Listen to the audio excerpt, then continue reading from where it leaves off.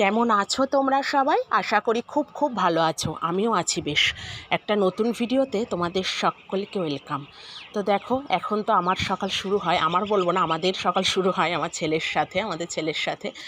ঘুমের থেকে উঠে ফ্রেশ হয়ে একেবারে ড্রেসপত্র চেঞ্জ করে একেবারে চলে এসেছি। ওর আজকে টিফিনটা বানিয়ে নেব। আরও প্রত্যেক দিন এই কদিন ধরে ম্যাগি নিয়ে যাবে। ওর এত ভালো লাগছে, রোজ ম্যাগি, অন্য কিছু দিলেও নেবে না। প্রত্যেক দিন ম্যাগি করে দাও। আর যদি অন্য কিছু দিই তো এমন কান্নাকাটি করবে যে স্কুলে যাওয়াটাই পণ্ড হয়ে যাবে, জানো না, রোজ ম্যাগি করে দেবে। তো যাই হোক, সেটাই করে দিলাম। টিফিনে দিয়ে ওকে রওনা করে দিয়ে পুজো পাঠ কমপ্লিট সমস্ত সকালের করে এখানে করে মানে খেয়ে নেবো একটু চা।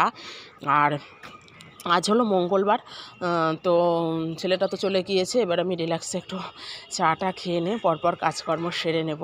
তারপরে বসে চাটা খেয়ে এখানে করে নিচ্ছিলাম রুটি। আর সকালে তো বেশিরভাগ দিন রুটিটাই হয়। রুটি করে মাঝে মাঝে অনেক কাজ করে নিয়েছি, সবটা আর দেখাইনি, ভালো লাগছিল না।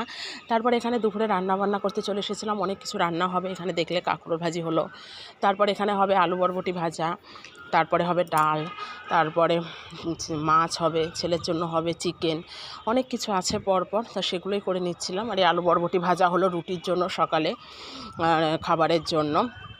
আর এখন বরবটিগুলো না একটু শক্ত শক্ত, জানো না, ওই জন্য একটু ঢেকে দিয়ে একদম লো ফ্লেমে আস্তে আস্তে ভাজি করি।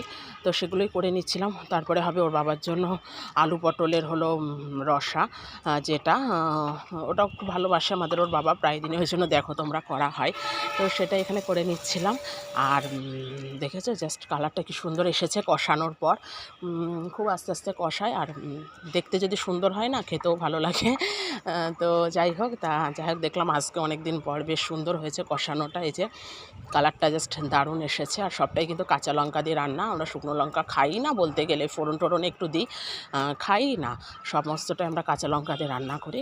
আর যদি খুব রান্না থাকে তখন লাস্টে একটু ওই লঙ্কার গুঁড়ো দিই, একেবারে কাশ্মীরি লঙ্কার গুঁড়োটা একটু দিয়ে দিই জাস্ট। তবে খুব কম, আমি রাত্রে খুব একটা দিই না, খুবই কম। তো যাই হোক, তারপর এখানে দেখলে হবে এঁচোড়। আর এই যে ছেলের জন্য হবে চিকেনটা এখানে ম্যারিনেট করে রেখে দিই, একটু পরে করব, সেটাই আমি একটু ম্যারিনেট করে রেখে দিচ্ছিলাম।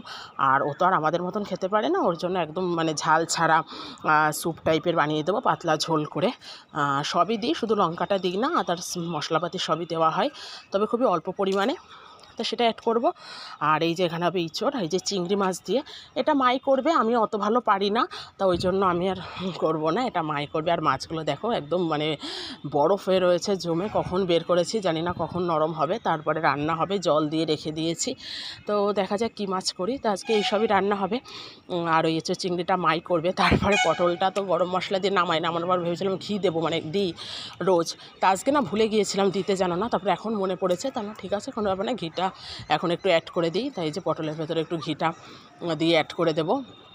নিরামিষ খাবার তো একটু ঘি না দিলে ভালো লাগে না। আর আমরা নিরামিষ পটল, আলু পটল এগুলো রাঁধলে নিরামিষ গরম মশলা তো দেওয়াই হয়, তার সাথে ঘিও দিই।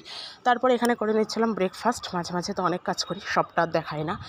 ব্রেকফাস্ট করার পরে এখানে চুলে রাখাচ্ছিলাম তেল। তোমরা দেখো প্রায় দিনই আমাকে চুলে তেল দিতে, আমি তেল না দিয়ে থাকতে পারি না, আমার খুব অসুবিধা হয়। তা ওই জন্য এখানে বসে বসে সেটা চুলে একটু তেল দিয়ে নিচ্ছিলাম। তা খুব একটা শর্ট ভিডিও শেয়ার করলাম, তো বেশি আর লং করিনি ভিডিওটা।